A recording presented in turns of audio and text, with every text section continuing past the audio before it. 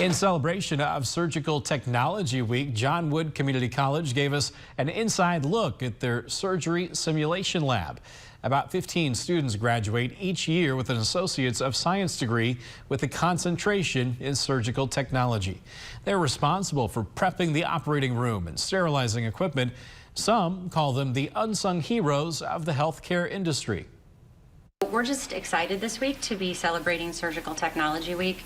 It's a week where our profession is recognized. A lot of people don't really know what we do, and we really are an integral part of the surgical team.